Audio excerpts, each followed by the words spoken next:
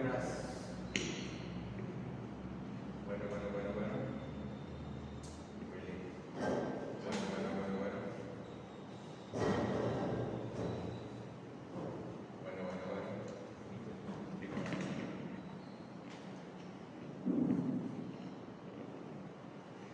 Muy buenas tardes, noches, tengan todos ustedes. Perdón, hoy hemos tenido un particular problema con el equipo de sonido. Sean bienvenidos a esta sesión. Mano mágica de Willy. Gracias, perdón. Bueno, vamos a iniciar. Buenas tardes, tengan todos ustedes. Sean todos bienvenidos a esta sesión, a este programa que le hemos llamado Diálogo entre Psicología y Fe. Y como todos los miércoles de pandemia, le damos la bienvenida a nuestro amigo psicólogo Antonio Alonso Ruiz. Gracias, muchas gracias. Saludos a todos ahí en casita. Muy bien, que Antonio, pues desde antes, Antonio es un antiguo amigo y es también vecino de nuestro fraccionamiento. Así es. Así que lo estamos, parroquiano. Es parroquiano. Así que le estamos sacando un poquito de jugo. No, mucho gusto, es un gusto y un placer. Gracias. Y pues bueno, aprovechamos realmente la cercanía con la parroquia y su vasta experiencia en el campo de la psicología, y nos ha apoyado ya anteriormente con algunos talleres comunitarios. Y bueno, ahora que fue el tema con esto de la pandemia, pues extendimos la invitación para que nos apoyase en esta iniciativa de los programas, y amablemente y perseverantemente ha accedido. Pues Antonio, ¿de qué nos vas a platicar hoy? Bien, pues vamos a continuar hablando de un tema que es fundamental, que es la ansiedad. Ya habíamos platicado la semana pasada algunas cosas. Yo diría, de entrada como introducción, Sigmund Freud, que es satanizado por muchos y canonizado por otros, que realmente ha sido malinterpretado en muchas cosas, ¿no? Pero en fin, ese es un tema aparte. Pero Sigmund Freud decía algo que era sumamente interesante en la perspectiva de la psicoterapia, que sin duda sus aportaciones son sumamente importantes, profundas realmente, algunas muy interesantes, como buen conocedor de la mente y de la conducta humana. Freud decía: la gran mayoría de tus clientes, los pacientes, como también decimos, decía Freud, van a llegar con niveles muy altos de ansiedad y de angustia. Van a llegar contigo, al consultorio, etc. Dice, pues van a llegar con niveles muy altos de ansiedad y de angustia, algunos incluso. Dice, lo primero que tienes que hacer es ayudar a esa persona a que remita los síntomas de la ansiedad y de la angustia, en caso de que ya haya niveles más altos aún todavía. Dice, sin embargo, recuerda que la psicoterapia no se conforma con remitir síntomas, es decir, con que la persona se sienta mejor, con que ya no esté tan ansiosa, con que ya no esté angustiada, con que ya tenga relajación, en fin, una serie de síntomas que definitivamente hay que trabajarlos, hay que atacarlos de alguna manera, ¿no? Dice, sino que es clave que llegue la persona a reestructurar el pensamiento, ¿sí? Y esto que estamos diciendo, lo que hemos platicado en estos días, va a estos dos puntos, ¿no? Haciéndole caso a Freud, que es una persona con suma experiencia en este sentido. Entonces, algunas cosas son para remitir síntomas y otras cosas son, sin duda, para reestructurar el pensamiento. Reestructurar el pensamiento es algo que lleva mucho tiempo y esfuerzo de parte de la persona, ¿sí?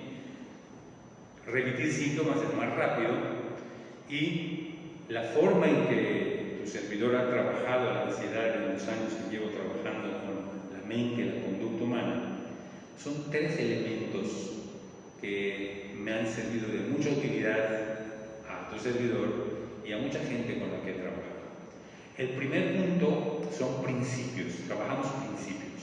¿Sí? Principios son cosas que van en la mente, cosas que la persona tiene que entender bien, tiene que asimilar, un verbo ya muy interesante que se llama internalizar, tiene que ser interior, tiene que interiorizar esos principios, y al internalizarlos significa ponerlos en práctica, ¿no? Entonces este es un proceso que lleva tiempo, lleva su tiempo, ¿no? Pero la internalización pudiera ser también hacerlos tuyos.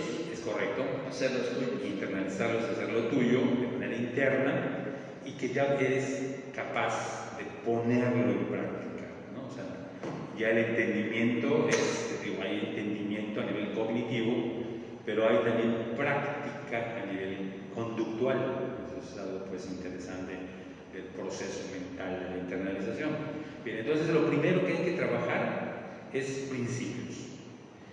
Lo segundo, ¿sí? Hay que utilizar técnicas, ¿sí? Hay técnicas que podríamos llamarle como herramientas, ¿sí? Que hay que conocer las técnicas y hay que aplicar las técnicas, ¿sí? Es un segundo nivel, por decirlo así, o elemento que necesitamos y que tenemos para poder trabajar, en este caso, la ansiedad y la angustia. Y un tercer elemento importantísimo son los ejercicios, ya ejercitar realmente esto. Entonces son tres elementos, son principios, técnicas y ejercicios. Son tres formas que hay que conjuntarlas, hay que integrarlas para poder trabajar en las personas. ¿Y por qué hablo de esto? Porque sin duda yo ya me di cuenta que Freud tenía razón.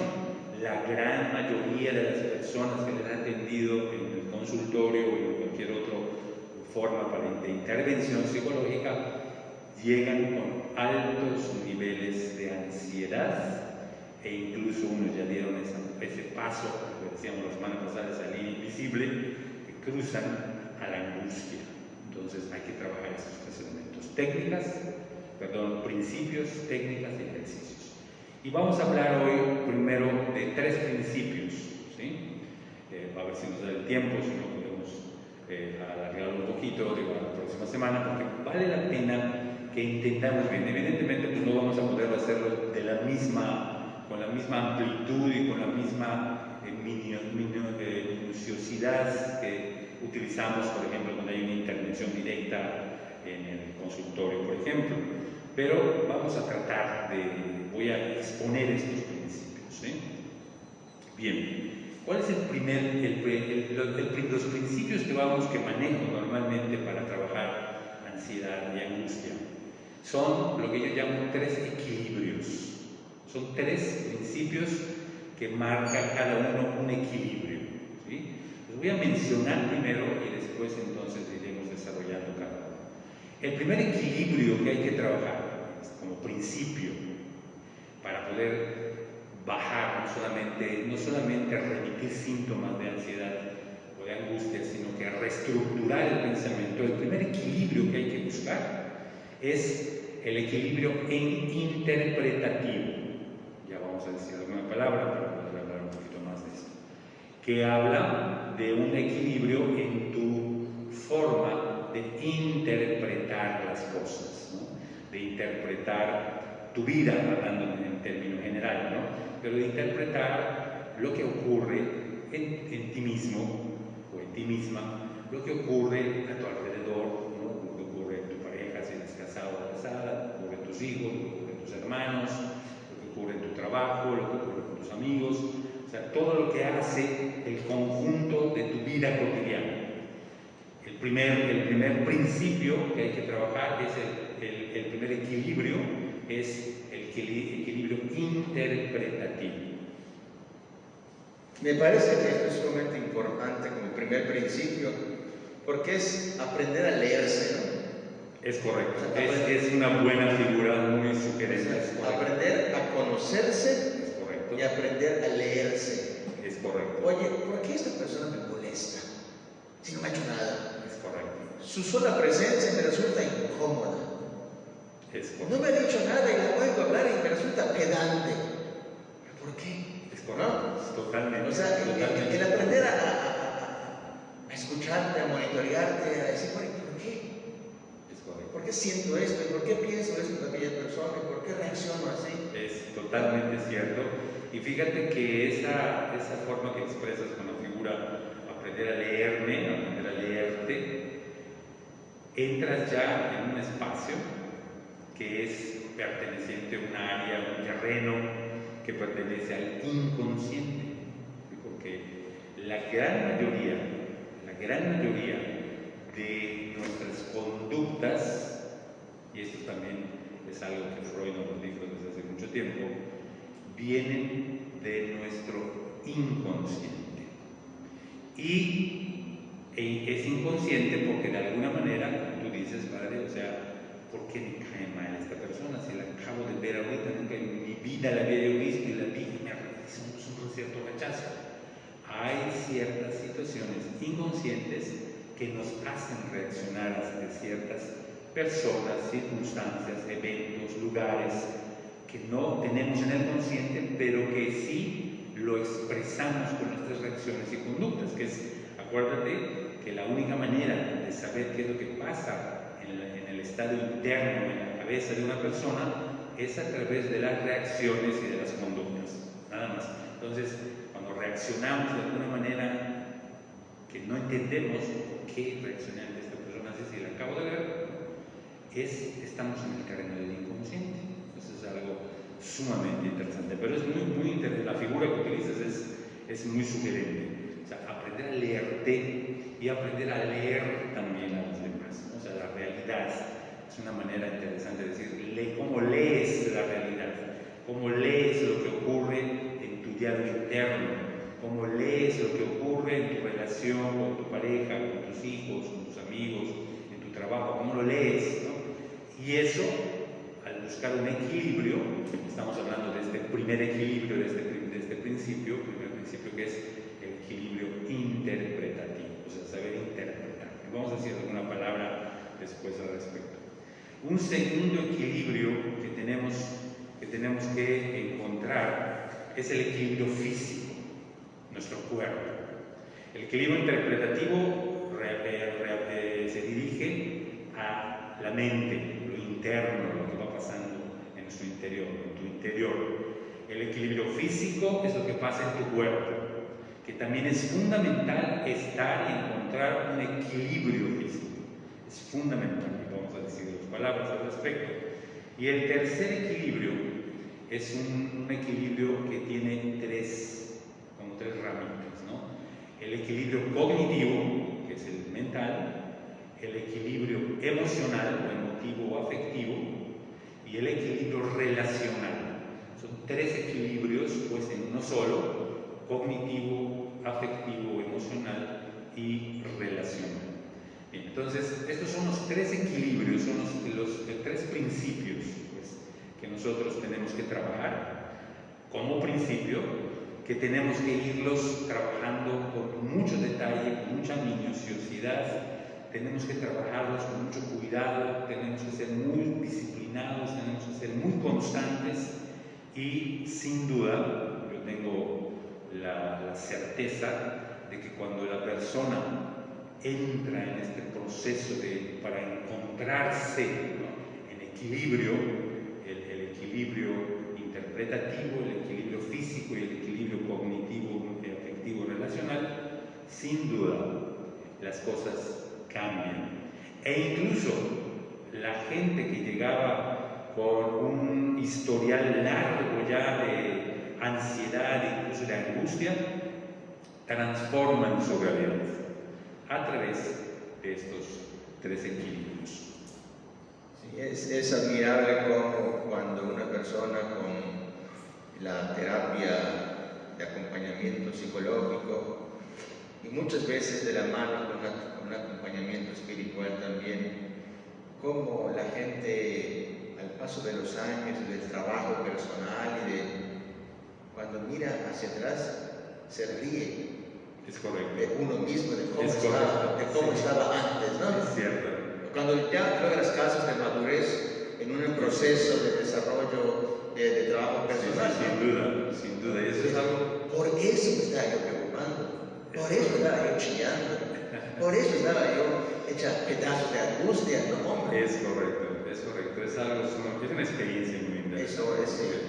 Que ya eso cae en un rasgo de personalidad, de madurez, cuando uno es capaz de poder, como se dice comúnmente, reírse de uno mismo en un momento dado, ¿no?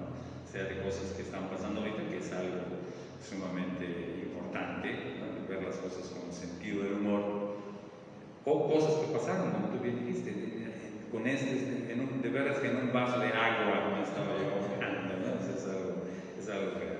Muy bien, para buscar este equilibrio interpretativo es entrar ya en un proceso, se llama técnicamente de entrenamiento cognitivo-conductual. Entrenamiento cognitivo-conductual, sin duda, y no es porque quiera yo sentirme necesario, ¿no?, para las personas, pero no es suficiente leer ciertas cosas, que es muy bueno, ¿no?, leer ciertas cosas. Para estos de los equilibrios, de hecho, podré yo de una vez, si lo tienes ahí para apuntar, hay un libro que se llama Mis Zonas Erróneas. Es fabuloso, es un libro muy antiguo, desde los 70s más o menos, pero es sumamente importante. A lo mejor después voy a poner, a lo mejor lo puedo subir a la página o ponerlo en mi página de Facebook, el nombre y todo, o mandar las ligas para que lo puedan tener, ahí está en electrónico, pero lo menciono ahorita nada más, sino Mis Zonas Erróneas de Dan Weil, que es un doctor y psicólogo muy connotado. Bien, y eso ya podemos tenerlo ya pero eso está hablando precisamente, o sea, no basta con que nosotros podamos leer Mis Zonas Erróneas, te va a dar mucha luz, pero técnicamente hablando, el entrenamiento cognitivo-conductual necesita la intervención directa de un especialista, porque hay una serie de pasos, cosas y todo que tenemos que ir dando, que sin duda son necesarios para poder entrar en ese proceso fuerte de transformación de fondo. Y hablando de la fe, yo lo he visto en mi propia persona y en muchas otras personas, es exactamente lo que nos piden, por ejemplo en Cuaresma, cuál es el grito fuerte que aparece en la iglesia en Cuaresma: conviértete, créeme. La conversión es un proceso psicológico, mental, espiritual muy profundo, que es precisamente lo que se busca con el entrenamiento cognitivo-conductual. Cuando hablamos de reestructurar el pensamiento, estamos hablando sin duda de un proceso sumamente profundo, ¿no? Y que he visto también que en todos los pacientes que he tenido a lo largo de los años, he visto cómo cuando las personas son personas de fe, y yo muy a propósito, cuando son personas de fe, les digo, vamos a entrar a un campo más profundo, ¿no?, que es el campo de la fe. He visto de una manera maravillosa cómo la fe puede transformar las cosas de fondo. Es increíble.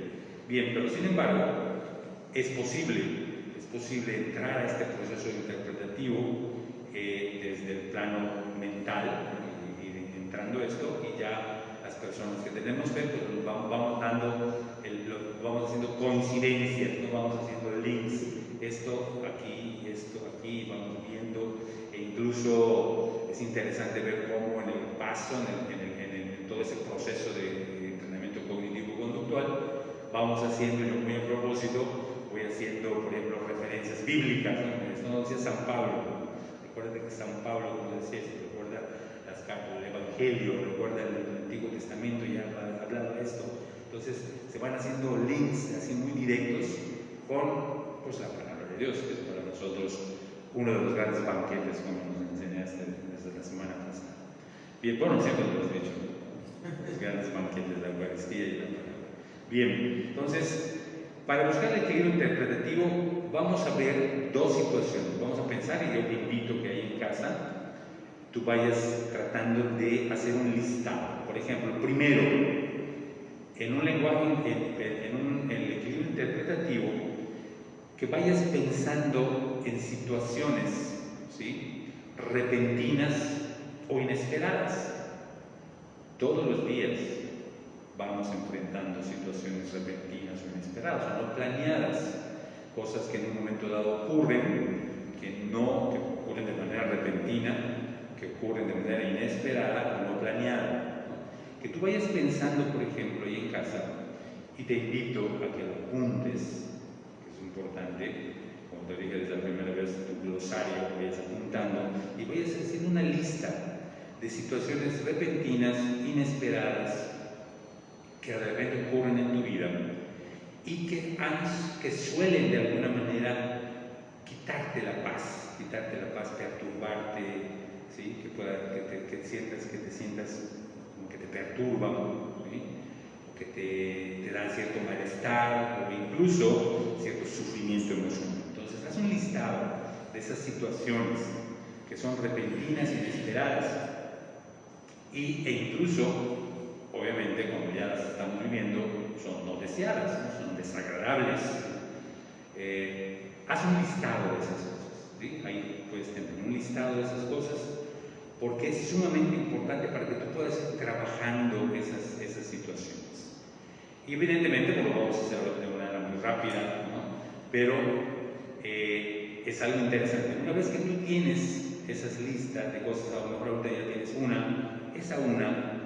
situaciones repentinas que aparecen en un momento dado inesperadas o que no son agradables. Yo no voy a dar ningún ejemplo para no determinar eso, que tú seas la que haga una lista o el que hagas una lista de esas cosas repentinas, inesperadas o incluso no deseadas. Entonces, ya tienes ahí cuando menos una. Hay una técnica que es muy fácil, ese es el principio, es buscar el equilibrio.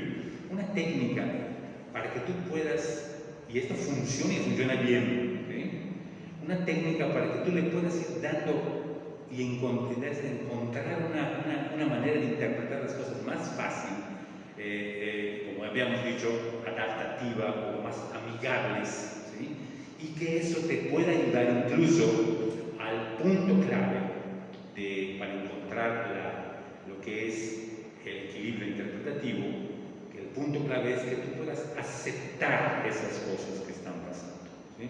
Pueden ser situaciones no deseadas, situaciones repentinas o no planeadas. Una de esas cosas que tú ya tienes ahí tal vez, ¿no?, en tu mente o en tu hoja. Por ejemplo, hay una técnica sumamente sencilla, padre, que simplemente se llama afortunadamente. Esa situación que tú viviste, que fue inesperada, que fue no deseada, que fue desagradable, tú puedes poner en tu cabeza, hacer un apogeo, como decimos en psicología, que es un paréntesis, antes de darle una valoración a eso que ocurre, ¿sí?, que en un momento determinado, lo inesperado, lo no deseado, lo repentino, a veces nos agarra, como decimos, descuidados, y inmediatamente le damos una valoración de lo que ocurre.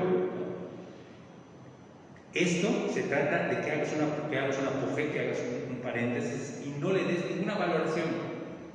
Y eso te vas entrenando en eso. Hay una serie de cosas que podemos ir haciendo para irnos entrenando y poco a poco nos vayamos acostumbrando a hacer un apogeo antes de dar una valoración a un hecho que vaya a ocurrir. Y la técnica es muy sencilla, que te va a llevar a la aceptación, no sin esfuerzo y no sin constancia, no es a la primera tal vez, pero lo practicas una y otra vez, te vas a dar cuenta que el hecho que digas la palabra afortunadamente, o si eres una persona de fe, que puedas decir gracias a Dios, ¿sí?, y lo que te ocurrió, lo que hayas puesto ahí, puedes decir ocurrió lo que haya pasado, lo que hayas puesto ahí en tu lista, en tu mente o en tu hoja, y puedes decir afortunadamente estaba yo haciendo esto, y no pasó más. Afortunadamente, esto pasó a tal hora y no pasó más. Gracias a Dios, estaba yo atento o atenta y me di cuenta, lo que fuera. Y no digo nada para no ¿cómo se dice? Prejuzgar o se me fue la palabra. Tú no lo puedes decir, pero yo sí lo puedo decir. No, para no inducir, para no manosear, para no manipular. Exactamente, que la persona y tú puedas ponerlo tal cual te ha ocurrido. Sí. Sí, fíjate que yo tengo una experiencia de hace muchos años, ahorita que estabas hablando, pero reviví una experiencia desagradable que me sucedió con mis papás. Hace 30 años era el vicario de Ticul, no había autopista, y mis papás fueron a Ticul a verme, y de ahí nos íbamos a ir en el coche a Cancún a ver a la familia de mi hermano. Y nos fuimos por la carretera vieja hasta Suiche, después me quedé por Valladolid y luego. Sí. Y como a las 11:30, 12 de la noche, paz, en pleno selva, en pleno monte, se nos echa a perder el coche. Mi mamá, mi papá y yo. Y mi papá se preocupó mucho, mi mamá tomando las cosas con un poco más de calma, yo súper mortificado porque estaba con mis papás en medio del monte. Pero bueno, afortunadamente, y bendito sea Dios, estábamos saliendo de un poblado y bendito sea Dios, pasó un coche al cual paramos que iba para ese rumbo y mi papá pudo llegar a Cancún, pedir ayuda a mi hermano y regresar para ayudarnos, ¿no? Ustedes se quedaron esperando. Mi mamá y yo nos quedamos esperando allá en el monte. Sí. ¿No? Por decir un ejemplo que de estas situaciones completamente que no estaban previstas. Inesperadas, desafortunadas, tal vez, ¿no? Para en alguna manera, sí. Como para un poquito ayudar al auditorio Sí, es exactamente eso. Es exactamente eso. Y eso es algo que en el ámbito o en el contexto de la salud mental, es algo que los seres humanos tenemos, es un recurso que tenemos a mano, ¿sí? Y que cuando estamos habituados a esto, como decías tú, padre, o sea, afortunadamente estábamos los tres y no estaba mi mamá sola o mi papá solo, ¿no? Afortunadamente pasó alguien, o sea, una serie de situaciones afortunadas, ¿sí? Que nos pueden ayudar a darle a ese hecho inesperado, ese hecho accidental, no estábamos esperando y que hubiéramos en un momento dado querido que no ocurra, no ocurrió, podemos dar una valoración diferente a esa situación, ¿sí?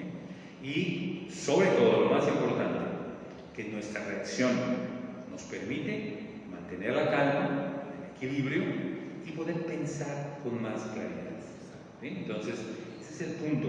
Esto es algo que, insisto, naturalmente lo tenemos. Cuando no lo tenemos o cuando habitualmente ya no lo tenemos, es porque no hemos habituado a no tenerlo, porque ya somos tan rápidos para valorar todo que normalmente, ¿sí? No podemos, el punto clave, insisto, aceptar que eso ocurrió de tal manera, cual fuera la manera que haya ocurrido, ¿sí? Lo podemos aceptar y la aceptación es lo que nos va a llevar entonces a mantener el equilibrio, ¿sí? Interpretativo.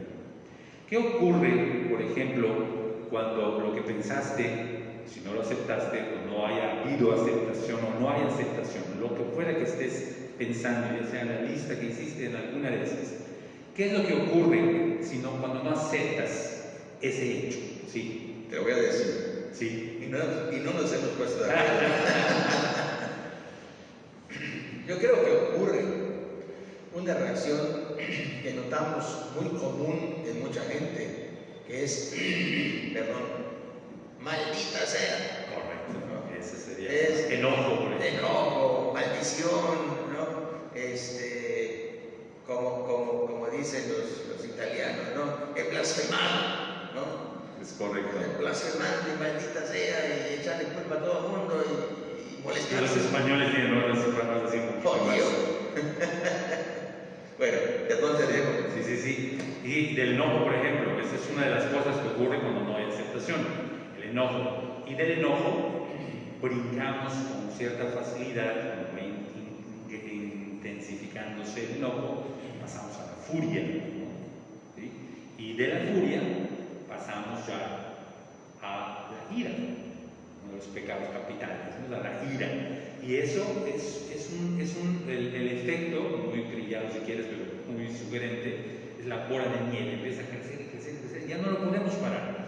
Cuando nos dejamos llevar por el enojo ante una situación inesperada, una situación no deseada, una situación que no habíamos planeado y que entorpece lo que está pasando, empezamos el enojo, pasamos a la furia, después llegamos a la ira, con mucha facilidad y no podemos, ya no pensamos.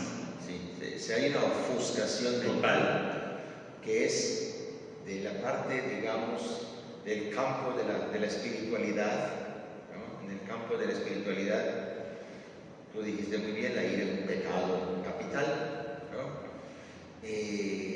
Obviamente ciega la mente, ¿no? O sea, toda posibilidad de discurrir, de discernir, de razonar, de pensar, de descubrir, eso afortunadamente no hay manera. No, ni pasa cerca. Ni pasa cerca, no pasa cerca el camino. Ándale.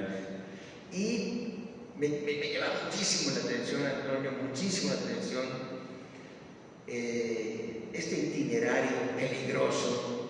Yo pongo uno previo, la irritabilidad. Irritabilidad.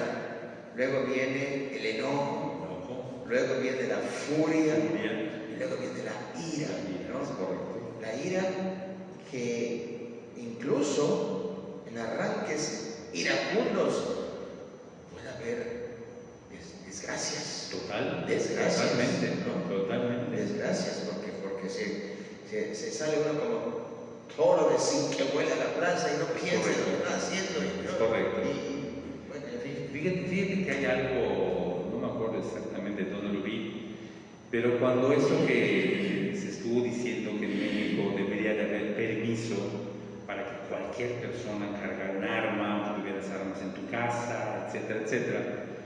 Y ahí salió un estudio, no es una opinión, sino un estudio, que no me acuerdo exactamente dónde, que decía que en los países donde había permiso para que las personas pudieran tener una pistola, como yo tengo una pluma, un teléfono, en cualquier lado, había el índice de homicidios por armas de fuego era mucho más alto. ¿Y por qué? ¿A qué se debía esto? Exactamente lo que está diciendo el padre. Pleito en la casa, ya ni siquiera estamos hablando de enemigos o de vecinos, que es gente que ves frecuentemente, o de gente con la que puedas convivir frecuentemente. En un ataque de ira, la persona viene, saca su pistola y ¡pum!, le dispara. Así, ¿no? Entonces, esto evidentemente es una situación extrema, pero ¿hasta dónde puede llegar la ira en una persona? Eso es algo completamente fuera de nuestro mundo. Y eso donde empieza, como dice el padre, con la irritabilidad. Y la irritabilidad donde empieza en que la falta de aceptación de la situación que vivimos, ¿no? ¿De acuerdo? La falta de lectura personal y de aceptación de cómo eres tú, cómo soy yo, cómo es cada uno, en la falta de aceptación de cómo es la gente con la que vivimos y convivimos todos los días, ¿no? Entonces es algo verdaderamente importante. Y acuérdate que el tercer parámetro de aquella prueba de salud mental rápida que hicimos hace 2 semanas, el tercer elemento es precisamente resuelvo exitosamente los problemas y conflictos cotidianos. De eso estamos hablando precisamente. Si resolvemos realmente, somos capaces de resolver los conflictos cotidianos, llámense con personas específicamente, que son las que más pueden afectarnos de hecho, o circunstancias que van ocurriendo en la vida cotidiana. Bien, entonces, ¿qué es otra cosa ocurre cuando no hay aceptación? El susto. O sea, puede ser que en un momento te asustes, ocurre algo que no esperabas, ocurre algo que repentino o no deseado y uno se asusta. Del susto, el susto también tiene lo que va siguiendo. Del susto pasamos al temor, ya nos vamos a temorizar, ¿no? Y del temor pasamos a la emoción básica que es del ser humano, que es el miedo. Y el miedo nos acalambra, como decimos coloquialmente, nos paraliza. El miedo paraliza, ¿sí? Y el miedo llega a un estado, te puede llevar a un estado de decir, esto no tiene remedio. No tiene remedio, o sea, eso ya no hay. Ese cuando dicen yo, eso ya no tiene remedio, ese famoso, esa famosa expresión que decimos, yo soy así y ya no voy a poder cambiar, o hablando en cuestiones de fe, de Dios, ni Dios me puede perdonar, porque soy tan malo que ni Dios me puede perdonar. Y eso tiene un nombre, ¿verdad? Muy específico, que hace algunas semanas lo vimos. Sí. Esto del miedo que también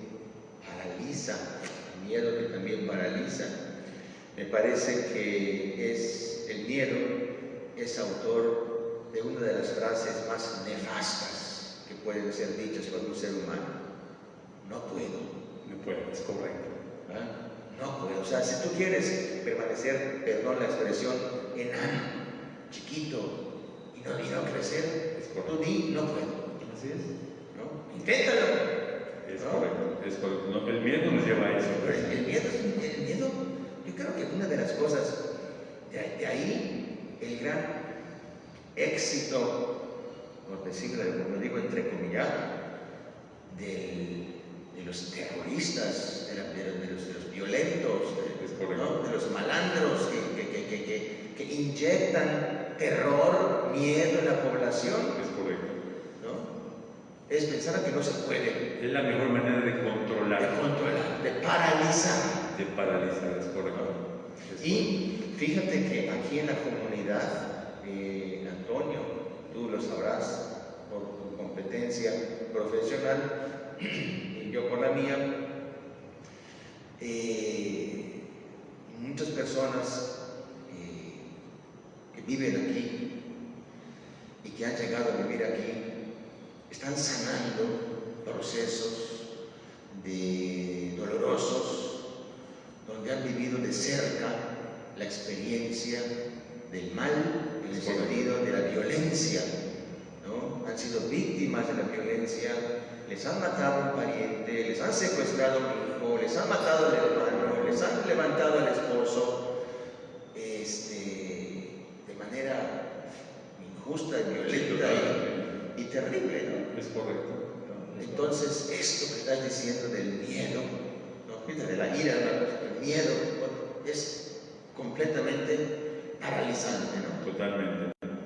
Sí, y es la emoción básica del ser humano. La emoción básica es, así somos, ¿no? El ser humano por naturaleza sentimos miedo, ¿no?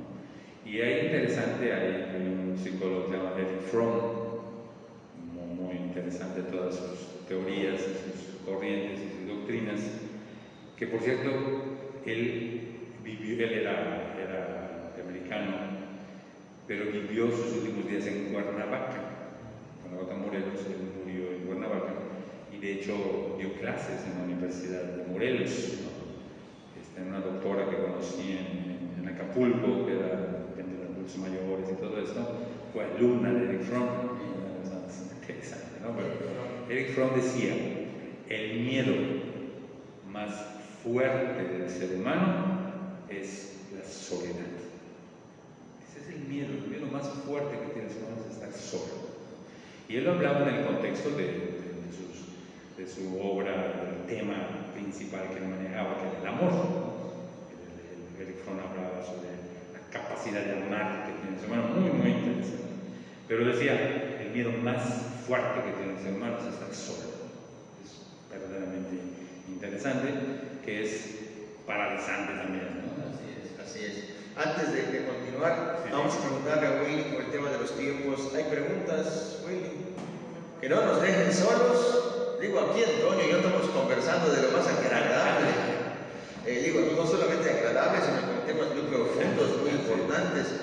Pero háganos saber sus inquietudes, algún comentario, pregunta algo, déjenos saber si el tema les está resultando interesante, de manera que podamos también con esto, el único objetivo de esto, de estos temas y de estos programas, ahora que estamos en tiempo de pandemia, confinados, pues es ayudar a darles elementos, digámoslo así, de supervivencia, ¿no? Es correcto. De cómo mejorar nuestra calidad de vida, ¿no? Es correcto.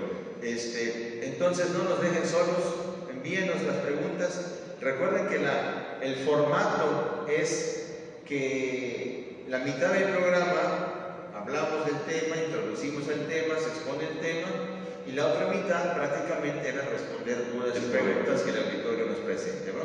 Entonces, seguimos con el tema.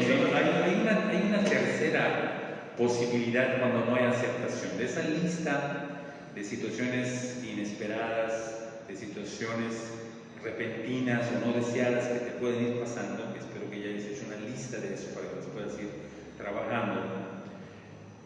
Algo que también puede ocurrir cuando no aceptas eso, ¿no?, es la frustración. O sea, cuando ocurre algo que obstaculiza, por ejemplo, lo que decías, padre, lo que les pasó a ustedes, obstaculizó que puedan llegar en el tiempo y en el momento que ustedes habían pensado, etcétera, a Cancún, ¿no? O sea, hubo un obstáculo. Cuando no aceptas ese obstáculo, cuando no hay aceptación de ese obstáculo, otra cosa que puede ocurrir es la frustración, ¿sí? Nos vemos frustrados, es que yo quería llegar a tal hora porque íbamos a ver a fulano, porque íbamos a hacer tal cosa, o yo quería hacer esto porque quería tal cosa, en fin, obstaculiza tus fines, obstaculizan tus objetivos, tus proyectos, de alguna manera. Y esto puede provocar frustración. Cuando no hay aceptación de lo que ocurrió, tal cual, te puedes sentir frustrado o frustrado, ¿sí? Y en la frustración hay dos reacciones que están muy ligadas a la frustración. La frustración puede o que seas agresivo o agresiva contra alguien, que puede ser circunstancias, puede ser algo de decir, es que no sé qué, que no sé cuánto, y empezar a gritar y a vociferar, entonces una agresión hacia terceras personas o situaciones fuera de ti. O también, que esto es una cosa que en algún momento dado también resulta sumamente dañino, que esa agresión te la echas a ti misma o a ti mismo. Te culpas tú de lo que pasó. Te culpas tú de las cosas que ocurrieron. Y eso, cuando es una cosa eventual estamos hablando que ocurriría, por decirlo así, una vez cada mes o cada 6 meses, pues a lo mejor no pasa nada. Pero cuando estamos habituados a no aceptar lo inesperado, lo que no es deseado y lo que no habíamos planeado y obstaculiza algo que nosotros queríamos lograr, y esa frustración surge, entonces puede ocurrir, no una vez al mes, una vez a la semana, puede ocurrir varias veces en un mismo día, que nos estamos reprochando a nosotros mismos las cosas que pasan, ¿sí? Y muchas cosas, no hay manera de hacer porcentajes, es decir, qué porcentajes de cosas de lo que ocurre en tu vida, tú podrás tener una idea, cada uno tendría que hacerlo, qué porcentaje de cosas, por ejemplo, que pasan en tu día a día, son inesperadas, son no planeadas o son no deseadas. Un buen número de esas cosas, de las cosas que tenemos que hacer y enfrentar todos los días. Entonces, si no aceptas esas situaciones repentinas, inesperadas o no deseadas, entonces vas a estar en problemas importantes, no una vez a la semana, varias veces en el mismo día. Y eso es lo que provoca la ansiedad. Estamos ansiosos y pasamos a veces la línea invisible hacia la angustia, porque muchas cosas, ¿no?, de lo que ocurre en la vida cotidiana de todos los seres humanos, no solo la tuya es mala palabra, no solo en tu vida, sino en mi vida, en la vida del Padre, en la vida de todos, muchas cosas de las que ocurren no estaban planeadas. Y si estamos acostumbrados a no aceptar esas cosas y a darle valoraciones agresivas a esas cosas, voy a estar en problemas frecuente y cotidianamente durante mucho tiempo en un mismo día. ¿Sí me explico? fíjate que como se trata de un diálogo de psicología y fe, ¿Cómo no? desde el lado de la ayuda espiritual, así como desde el lado de la ayuda humana y de la terapia psicológica, como bien apuntaba el doctor Freud, era tratar de bajar los niveles de ansiedad, ¿no? Y ayudar a que la gente se reestructure, ¿no? Reestructure su pensamiento. Lo que yo trato de hacer en el acompañamiento espiritual es ayudar a que la gente no esté cargando cargas innecesarias. Es correcto, ¿no? totalmente. Que me identifico mucho con lo que estás diciendo. Totalmente. Es decir, hay gente, pues, sobre todo en el tema de la conciencia, hay gente que tiene mucho sentimiento de culpa, ¿no? Entonces, por ejemplo, una cosa muy práctica que yo enseño a las catequistas, a los niños que van a hacer la primera comunión y que van a confesarse por primera vez, ¿no? Cuando les enseño qué es el acto de contrición y es el darse cuenta de los pecados, del arrepentimiento, ¿no? Entonces, porque luego ya cuando uno atiende a adultos es muy común que haya una identificación de culpabilidad con el haber cometido una falta, ¿no? Es correcto. Entonces, yo le digo, espíritu de arrepentimiento sí, culpabilidad no, porque en la culpabilidad tú estás cargando innecesariamente un peso, y en el arrepentimiento estás descargando en la misericordia de Dios. Correcto, es una situación totalmente diferente. Tú mal proceder, te das cuenta, rectificas el camino, metes freno, te das cuenta que no estuvo correcto y le dices, Señor, ten misericordia de mí y te doy, ¿no? Y la misericordia de Dios te descarga, ¿no? Y la experiencia de mucha gente después de una buena confesión, después de una ayuda espiritual, dice, Padre, me siento más liviano, me siento más ligero. Es cierto, ¿no? Es una experiencia fabulosa, ¿no? Hermosísima, ¿cómo no? Liberadora. Entonces, esto que dices, qué importante es, ¿no? Porque son pesos innecesarios que la gente está cargando por ansiedad. Es correcto. Y son pesos que nosotros decidimos cargar. En ese, yo insisto, en ese listado que espero ya hayas hecho ahí en casa, de situaciones inesperadas, situaciones no planeadas, situaciones no deseadas que van ocurriendo a cada momento en la vida de todos. Que tú vayas viendo eso y que te vayas dando cuenta que puedes decir, ¿cuál sería el primer paso que puedes dar? Ver qué tanto aceptas eso, qué tanto has aceptado esas cosas, ese listado que hiciste. ¿Qué tanto has aceptado? ¿Cómo está tu aceptación de eso? De esos hechos tal cual son. Porque esos hechos inesperados, no deseados o que aparecen repentinamente, hay que entender bien desde un principio que no dependen de ti, no dependen de mí, no dependen de otra persona, sino que así ocurre, así transcurre, así se desempeña la vida normalmente. Entonces, ver qué tanto aceptas eso. Cuando tú aceptas, ¿sí?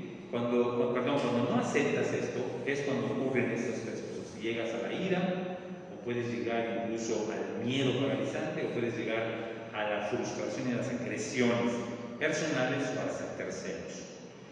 Y pregúntate, el hecho de que experimento ira, el hecho de que experimento miedo que me paraliza, el hecho de que experimento frustración y me hace ser agresivo, violento con las personas o conmigo mismo, arregla algo de esas situaciones, las compone, abona algo bueno, cambia la realidad. Cuando yo me enojo, cuando yo me temorizo, cuando yo soy agresivo, cambio la realidad en algo.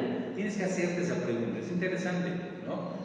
Estoy seguro que cualquiera de las cosas que hayas listado, espero que listes para que puedas tener algo, una referencia concreta tuya, no mía, tuya, y que puedas ir viendo ahí si realmente cuando no aceptas esto y esto, por el hecho de tener la ira, por el hecho de reaccionar con miedo, por el hecho de reaccionar con agresividad, ¿resolviste la situación? Lo más seguro es que digamos, no la resolví. Y yo te haría otra pregunta, que te preguntes más bien tú misma o tú mismo, ¿no se complicó la situación por mi reacción de ira o mi reacción de paralizarme o de agresión? ¿No se complicó? Lo más seguro es decir, sí se complicó. Entonces, ¿qué es lo que hay que hacer? Acéptalo, ¿no? Y hay una técnica facilísima que ya la dijimos, ¿no? Afortunadamente, o gracias a Dios, y te vas a dar cuenta que no es lo único, pero es un inicio, es un excelente inicio, ¿no? De decir, como para seguir el ejemplo que puso el padre, afortunadamente pasó alguien, gracias a Dios estábamos los tres juntos, afortunadamente llegó mi papá a tiempo y pidió ayuda y gracias a Dios llegó la ayuda y nos fuimos muy contentos todos. O sea, es un equilibrio interpretativo, ese es el que hay que mantener. Y esa técnica muy sencilla, yo diría incluso de sentido común, que la traemos ya, es una herramienta que la tenemos ya en nuestra psique natural, te puede ayudar entonces a ir descargando. Eso que dijiste, padre, es totalmente cierto y muy importante, ir descargando esas cosas, ¿no? Ir descargando eso, y con el equilibrio interpretativo vamos a caminar mucho más ligeros cada día, ¿sí? Porque estas cosas inesperadas, esas personas no planeadas o no deseadas, no ocurren una vez a la semana, ocurren todos los días. Y así como cuando uno en casa es chacharero y va guardando cosas y tiene periódicos y tiene cosas y tiene, ¿no?, que son basura, es correcto, ¿no?, innecesaria, que está ahí ocupando espacios. Yo estoy aprovechando la pandemia para hacer un poco de eso, de tantas cajas, de tanto cambio que he tenido uno, que hay cajas que traje de México que están ahí cerradas, así que bueno, en fin. Pero viene a la mente esta figura de que así como en casa hay cosas que están ahí arrumbadas y que no se abren, ¿no? Así en el bagaje, en la experiencia de la persona, hay cosas de la infancia, de la adolescencia, de la juventud, que están ahí guardadas, cargándose, ¿verdad? Y nunca han habido esa valentía o esa oportunidad de meter brocha, quitar polvo y decir, bueno, vamos a limpiar un poco ahí, ¿no? Claro, así es. Es una acción que significa un movimiento de nuestra parte, un deseo de cambiar. Y cuando decimos, no, pues yo no tengo, vamos a suponer, y no estoy juzgando a nadie, pero yo te pedí ahorita que hagas un listado de esas cosas que ocurren todos los días. Muy posiblemente hay gente que no lo hace, ¿no? Uno se lo dice, no lo hace. ¿Qué significa eso? ¿Que es tonta? ¿Que es mala? No, simplemente no quiere cambiar. Eso hay que decirlo con todas sus letras. O sea, cuando tú tienes la oportunidad de cambiar, te das cuenta, esto no me sirve, quítalo. Sí, ya te diste cuenta que hay muchas cosas todos los días que ocurren de manera inesperada, de manera no deseada, de manera no planeada, y eso no lo vamos a poder cambiar.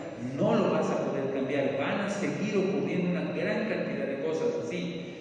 Tú puedes pararte desde otra perspectiva y puedes entonces manejar esa situación. No para que dejen de ocurrir esas cosas, sino para que seas tú la que maneje o el que maneje cómo vas a reaccionar ante eso. ¿Qué valoración le vas a dar a eso y cuál va a ser tu reacción?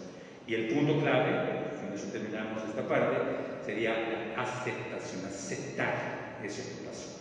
Y la aceptación te va a llevar al punto maravilloso de la aceptación, que vas a poder reaccionar de manera asertiva. Sí, y como estamos en diálogo de psicología y fe, sí. Esto que está diciendo el psicólogo Antonio es digamos, la puerta de entrada para lo que tú bien dijiste, se llama la conversión, ¿no? Para poder rectificar mi camino, para poder mirar, ¿no? Si realmente quiero cambiar o no. Pero lo primero es, ¿no?, yo quiera cambiar, que yo quiera corregir, que yo quiera darme cuenta, que yo quiera leerme internamente, que yo sepa interpretar lo que pasa en mi vida y claro, desde el punto de vista de la fe, saber si como estoy viviendo ahora, Señor, es grato a tus ojos. Es correcto. ¿No? Y fíjate que hay una cosa en el sentido de la fe para los que tenemos fe, que es la luz de Dios, que es el Espíritu Santo. Cuando la persona entra en un proceso serio de entrenamiento cognitivo-conductual, puede y es muy interesante y muy útil que nosotros pidamos la luz del Espíritu Santo. El Espíritu Santo es una luz que nos hace ver mucho más allá de lo que ni siquiera nos imaginamos, ¿no? Y con toda la limitación de nuestra naturaleza humana, que es una naturaleza totalmente limitada, es una maravilla la naturaleza humana, es una maravilla. Yo pienso que si la naturaleza humana no fuera lo que realmente es, a lo mejor el Verbo no hubiera aceptado encarnarse en la naturaleza humana. Y es creación de Dios, o sea, porque es imperfecta, yo decir más que imperfecta, yo diría es limitada. Imperfecto es todo lo humano, pero la naturaleza humana es maravillosa y cuando nosotros le pedimos al Espíritu Santo luz para poder entendernos mejor, como dice el Padre, que me gusta la figura, para poder leerte mejor, la lectura va a ser mucho más profunda que simplemente leyéndote con la mente humana, que a fin de cuentas también tiene una serie de cosas que van limitándonos todavía más, ¿no? Vamos a dar paso a unas preguntas, porque ya también el tiempo empieza a premiar. Voy a omitir los nombres, pues para darle mayor libertad a la persona, aunque han dado sus nombres, porque pues tocan algún punto, digamos, que puede ser personal. Correcto. Los nombres son cambiados para proteger a los inocentes. Es correcto, ¿no? Así es, para la privacidad. Ok, esta persona pregunta, ¿cuánto tiempo es recomendable que una persona se medique por diagnóstico de ansiedad? Estoy diciendo ansiolíticos, por ejemplo, ¿no? Pues no especifica. Que se medique por diagnóstico de ansiedad. Ok. Lo primero que hay que decir es que cuando el medicamento es indicado por el especialista, que en este caso es el psiquiatra, de entrada tenemos nosotros un punto de confianza, ¿sí? Confiar que si el medicamento es indicado, lo que estás tomando es indicado, ahí hay un punto ya a tu favor, por decirlo así, que te puede dar confianza. Segundo, hay que estar siempre pendientes, y eso es algo que yo siempre le digo a mis clientes y mis pacientes. El especialista, sin duda, para poder indicarte un medicamento adecuado es el psiquiatra. Ahora, el que tiene que estar pendiente de los efectos y de los progresos del medicamento, o sea, que está causando el medicamento en ti, eres tú mismo, es el paciente, es el cliente, es el que tiene que estar pendiente. Normalmente, ¿qué ocurre? Cuando está una persona medicada con horario y en un tiempo determinado, llega con el psiquiatra y el psiquiatra le dice: ¿cómo te has sentido? ¿Cómo ha pasado esto? Y es una serie de preguntas. Si nosotros, y no estoy haciendo juicio de nadie, pero si yo llego y me dice: ¿cómo te sientes? Bien. ¿Y cómo has sentido esto? Aquello? Bien. Y yo, bien. ¿Qué es lo que va a ocurrir? ¿Qué es lo que suele pasar? Eso tú ya lo sabes, los que están siendo medicados ya lo sabes. Dice el médico: ok, seguimos igual, te vuelvo a dar la misma receta. Ahora, hay que estar pendiente, tú tienes que estar pendiente. Esta persona que está haciendo la pregunta tiene que estar pendiente. Esa medicación, si es esa persona, si es él o ella misma, o es otra persona, la persona que está siendo medicada tiene que ser la primera de estar pendiente de cuáles son los efectos que está causando el medicamento y poder ir midiendo si por la razón por la que asististe al médico, que era sentirte ansiosa o ansioso, está bajando, está remitiendo cuando menos el síntoma. Sí, porque puede pasar. ¿Cómo te sientes? Doctor, fíjese que me deja muy seca la boca. Es correcto. Doctor, fíjese que me da muchísimo sueño. Es correcto. Doctor, fíjese que me mareo. Doctor, fíjese que me da taquicardia. Eso, perdón. Doctor, fíjese que ando tristón, o sea, ando... Me siento me desanimado, siento desanimado. ¿sí? Entonces, ¿no? Es correcto. Pero eso solamente puede venir cuando el paciente o la paciente está pendiente de esos y no pasa por alto. Sí, bien, ¿no? Como así para darle rápido el trámite. Pero hay que estar muy pendiente, ¿sí? Ahora bien, eso serían dos primeros criterios que ya te di. Un tercer criterio es ir contando el tiempo, ¿sí? Y eso habría que preguntárselo también al médico.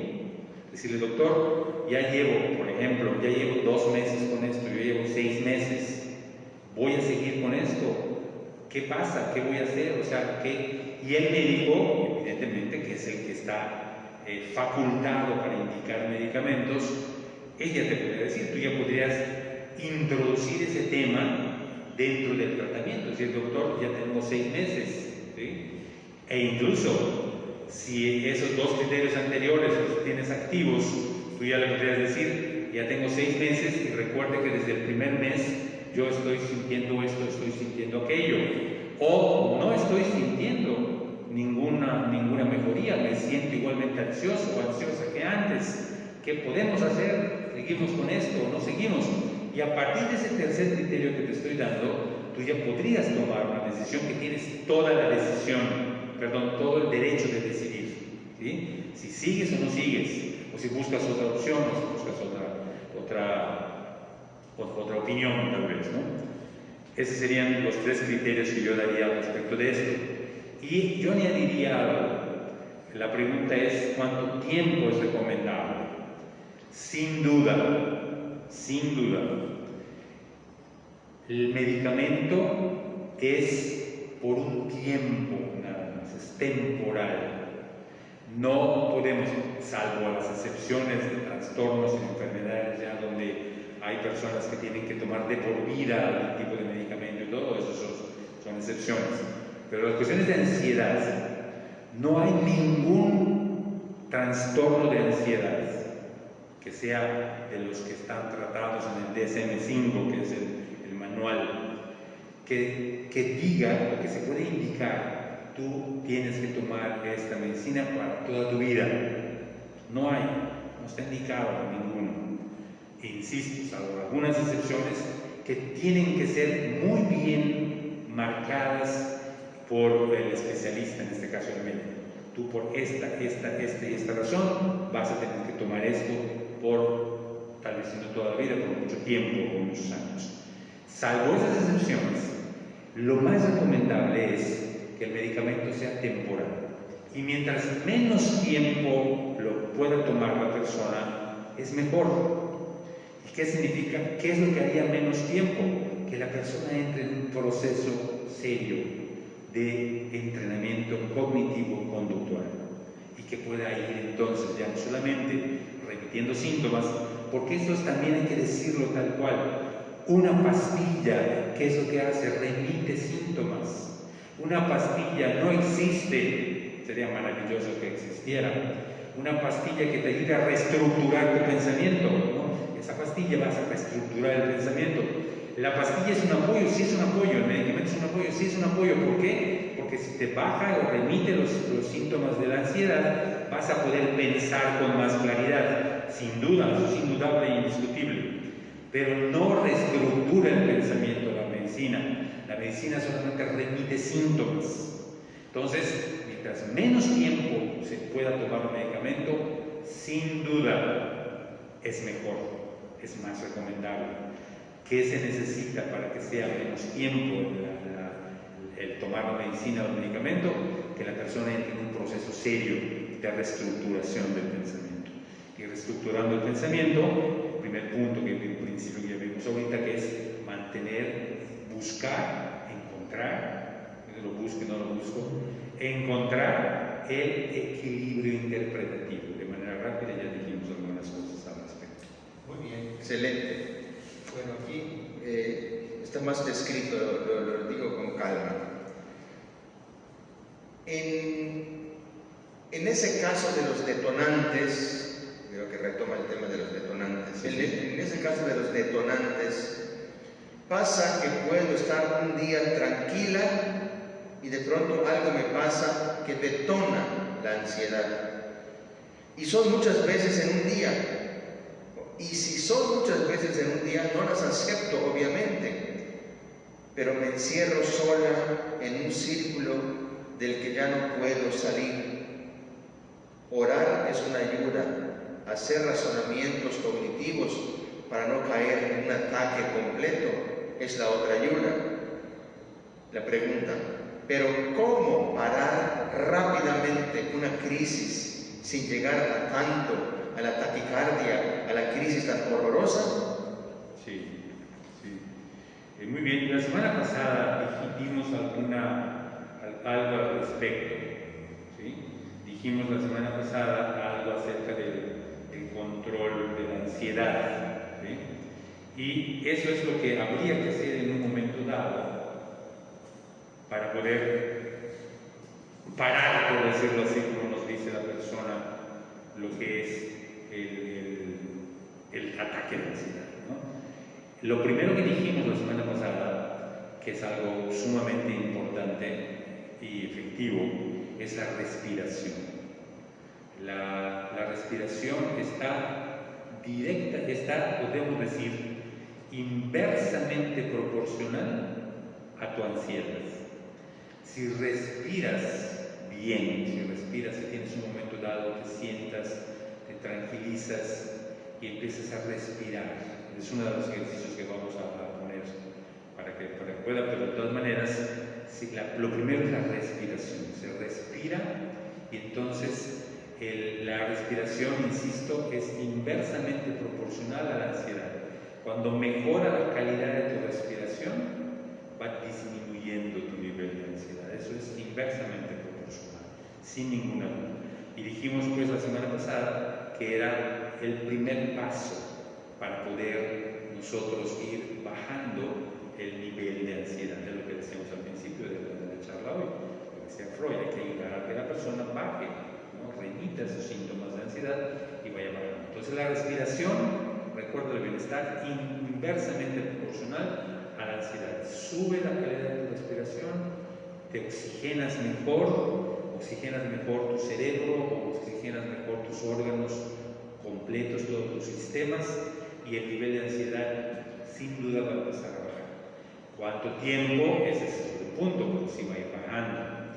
Dijimos un segundo punto, un segundo elemento, ya que empieza a subir la calidad de tu respiración y empieza a bajar tu nivel de ansiedad, que ya estás cerebralmente mejor oxigenado o oxigenada y todo tu cuerpo se empieza a sentir mejor, empiezas a tener más relajación en tu cuerpo y en tu mente. La relajación igual, la relajación del cerebro y del cuerpo están directamente proporcionales. Mejora la oxigenación del cerebro, se relaja más, empiezas a ver con más claridad, pensar con más claridad, y tu cuerpo también empieza a subir, ¿no? Empieza a subir el sentido del bienestar físico y empieza a subir también la claridad de la mente, ¿sabes? Eso es directamente proporcional. Una vez que estás así, que es el primer punto, entonces habría que empezar a darte cuenta cuáles son esos pensamientos que te están provocando la ansiedad, ¿sí? Y el pensamiento, pues una cosa que vamos a ver en el segundo principio, la próxima semana, porque ya no da tiempo ahorita, ¿cuál es ese pensamiento que te está provocando la ansiedad?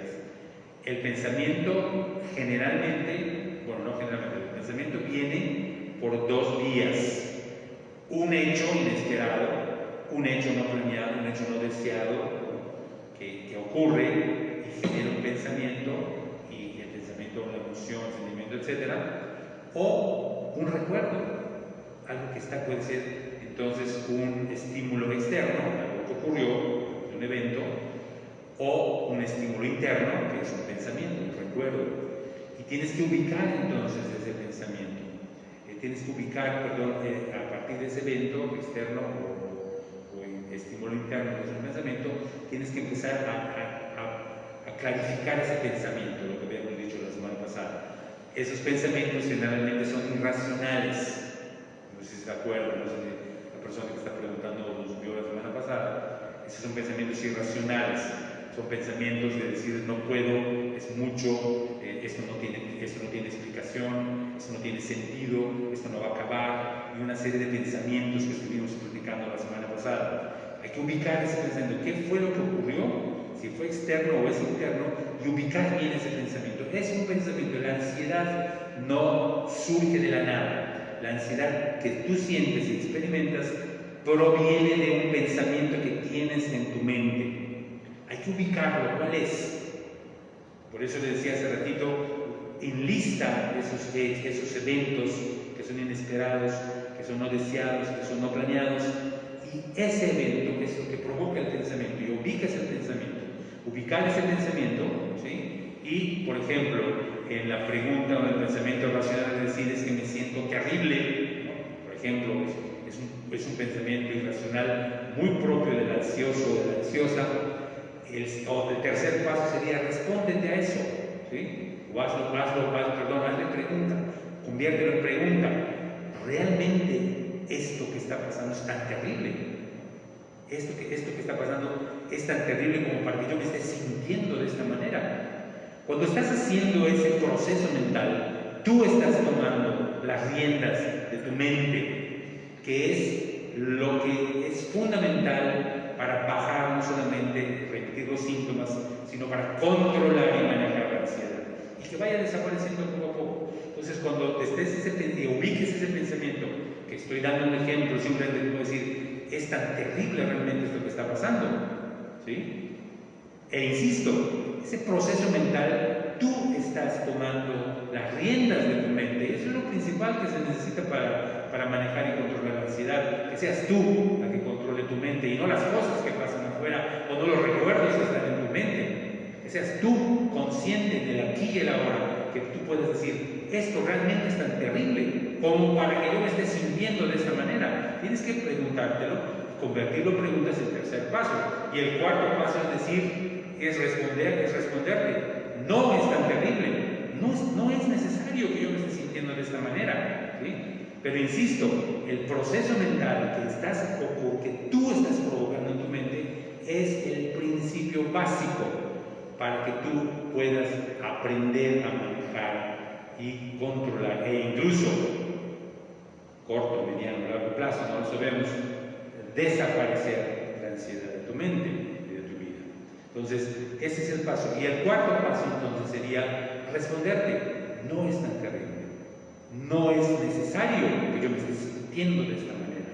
Esos procesos mentales, insisto, porque es lo básico, significa que tú estás tomando las riendas de tus pensamientos. Y no es la ansiedad, y no es un evento que ocurrió, y no es un recuerdo que tienes en tu mente, y no es alguien que está ahí parado, lo que fuera.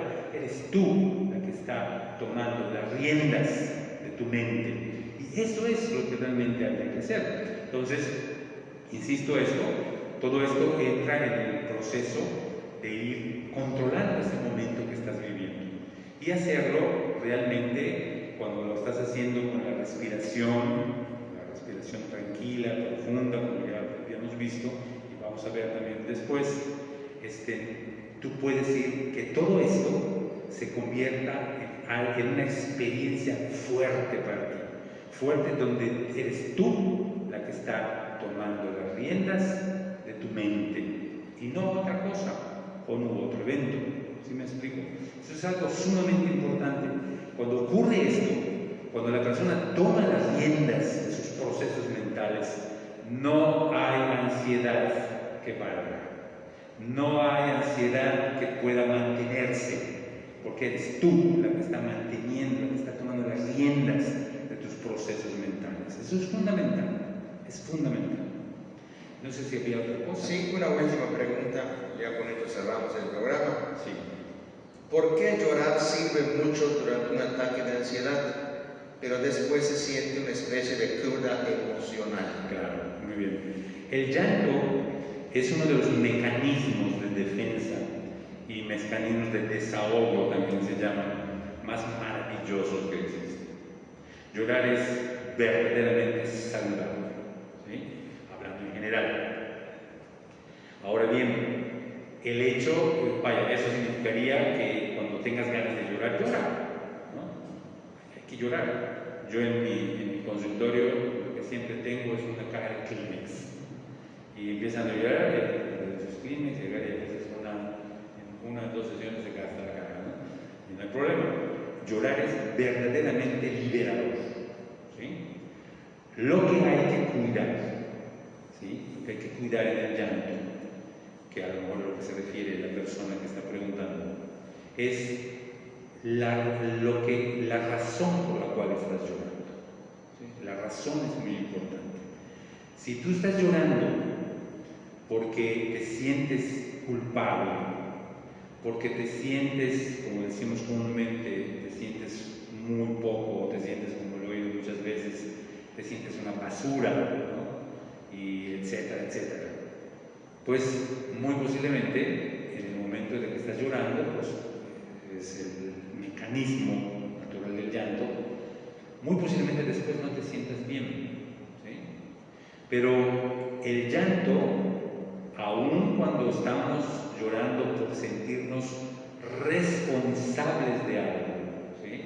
Cuando tú lloras por sentirte responsable de algo que realmente te impacta, te pega, te mueve, te conmueve, cuando lloras por sentirte responsable de algo, muy difícilmente después de llorar te vas a sentir culpable, o como dice el crudo emocional, ¿no? Es muy poco probable.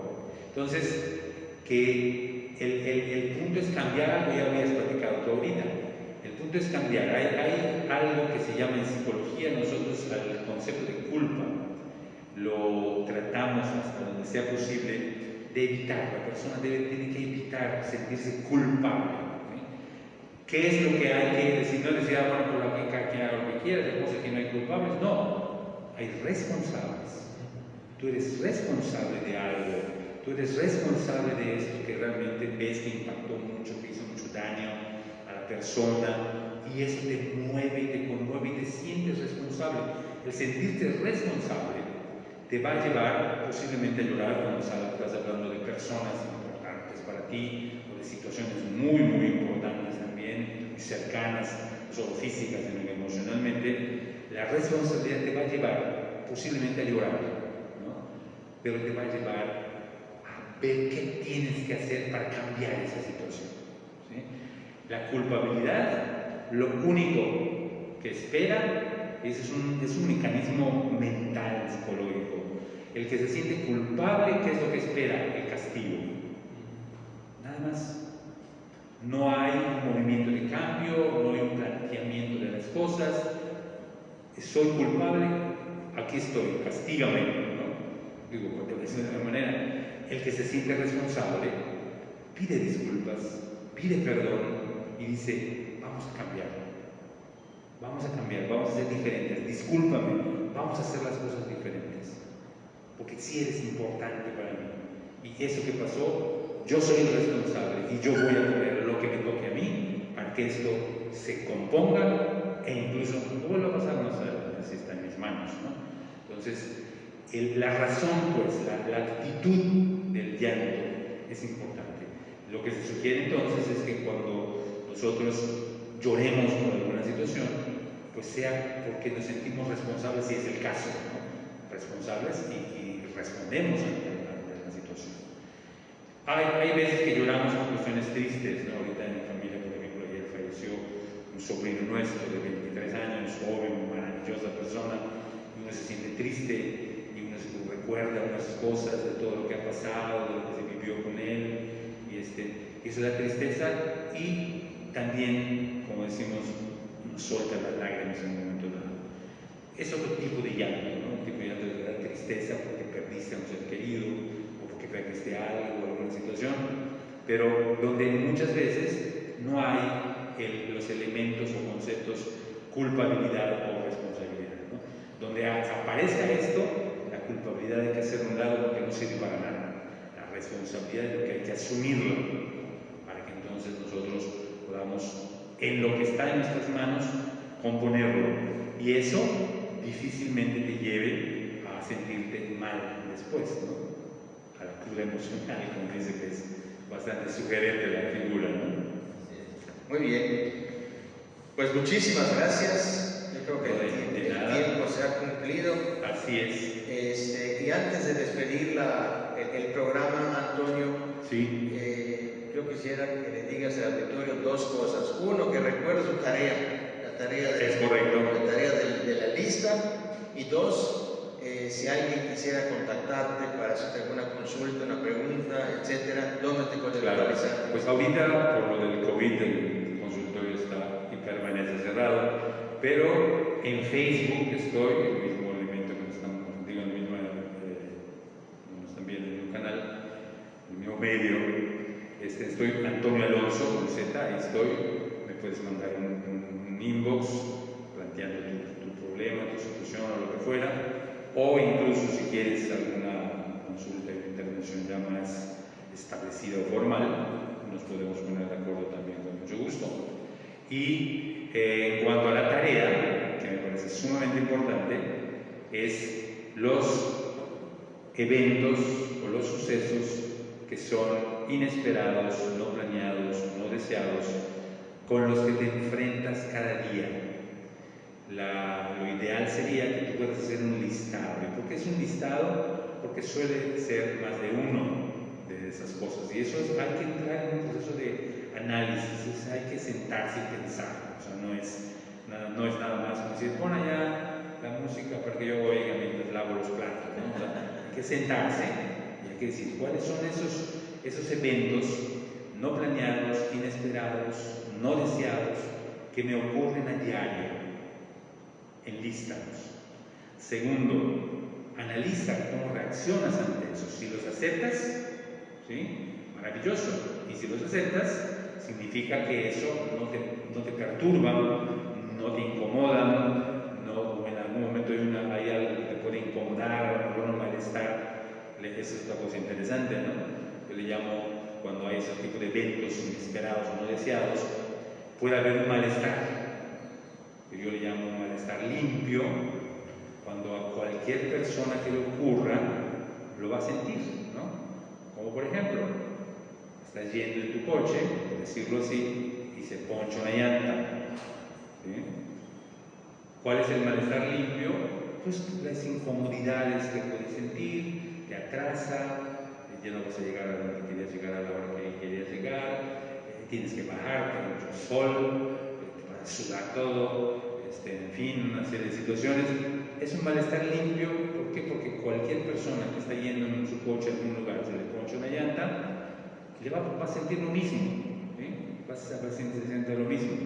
Ahí aplica la técnica que decía, afortunadamente tengo llanta de refacción, afortunadamente voy y se cambia la llanta, afortunadamente tengo mi teléfono o tengo mi seguro y llamar a alguien para que venga a cambiarme la llanta.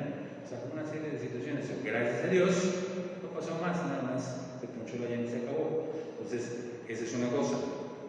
Ahora bien, el malestar sucio es que empezamos a despotricar, empezamos a insultar, empezamos a decir y que no sé cuánto, seguro que este era un clavo que pasó porque mi esposo, porque mi esposa se metió en la calle y le dije que no entre, y ahí está el clavo y no sé cuántas cosas. Y pasa una hora y estamos despotricando, y pasa un mes y seguimos molestos porque se nos ponchó una llanta y culpamos a alguien, ¿no? Es un malestar totalmente sucio, porque te va a ensuciar la mente y tu conducta también. Entonces, que hagas tú un listado de esas cosas que puedes ver, ¿las acepto o no las acepto? ¿Sí? Las aceptas, maravilloso, entonces te podrán dejar un malestar sucio, un malestar limpio, que cualquier persona que enfrenta eso lo va a sentir, pero no ensucia tu malestar, ¿no? Entonces, ve esa lista, ¿ok? Y sería interesante que los que quieran puedan mandarme y decir, yo enlisté esto y encontré esto y analicé esto. Podamos platicar un poquito al respecto. ¿Sí? Esa sería pues la tarea. La próxima semana vamos a ver, siempre del equilibrio interpretativo, vamos a ver otro tipo de eventos que nos van a poder dar. Maravilloso. Bueno, pues nos extendimos un poquito, pero creo que el tema da para esto y para mucho más. Así que, Antonio, muchísimas gracias. Mucho gusto. Gracias a ustedes. por tu presencia, gracias por tu sapiencia y gracias por tu amor a la iglesia y el servicio que estás prestando. Gracias a Willy, que se encuentra en los controles técnicos y ahorita atrás operando la cámara, y que es de gran apoyo aquí para este programa. Y gracias a ustedes que en casa nos están siguiendo. Pues mañana es jueves, mañana tenemos la Santa Misa a las 8:30 de la mañana, como todos los días, y por la noche, la tarde-noche, a las 7, tendremos este espacio de adoración eucarística, de oración, de ponernos en presencia de Dios y de orar juntos. Así que mañana en la mañana la Santa Misa y en la noche a las 7 las vísperas con la hora santa, con la adoración eucarística. Pues muchísimas gracias, nos vemos hasta entonces, buenas noches, Dios les bendiga.